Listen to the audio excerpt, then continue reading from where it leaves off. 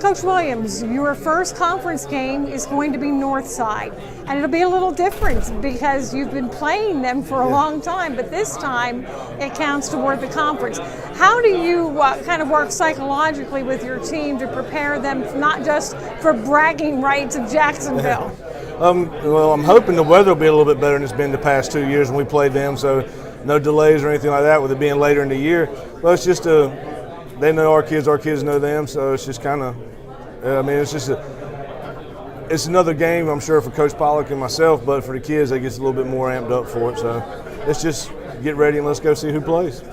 You've been getting a lot of the preseason buzz because of your assistant coaching staff, and you mentioned a little bit about how Phil Padgett came on board. Tell me a little bit more about that. I was out to eat with my daughter and my wife, and he was out to eat with his family as well. And I've been giving him a hard time always the past couple of years, saying, you want to come on back to Jacksonville. So I asked him, and his stepdaughter was there, and she's going to be a rising freshman. So she's like, come on, Dad, you should do it. So he said he can give me a call back a couple of days, and just kind of took it from there. Is he getting any heat changing from orange to red? Oh, yeah, he's fine. He asked me if he could keep his license tag on there with his 4 state titles with Southwest. I said, that's fine. But he promised me he wasn't going to wear any orange at practice, and he's been red so far. You had some key players to replace. How has that been going for you?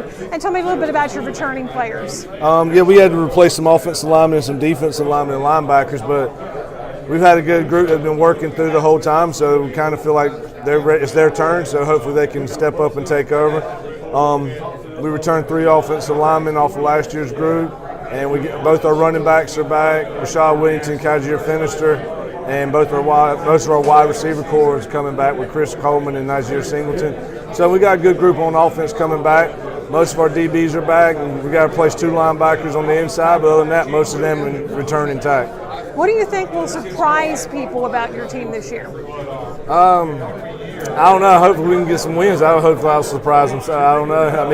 We just got to get better. We got to get our quarterback play to be a first-year starter. So as fast as he can come on and kind of lead us to where we'll be at.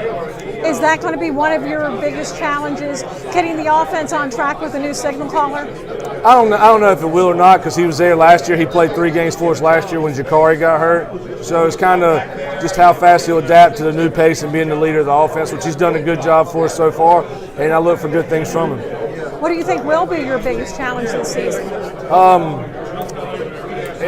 High school kids, it's something different each week, so if we can stay healthy, we got a chance to be fairly decent and compete, be a competitive team.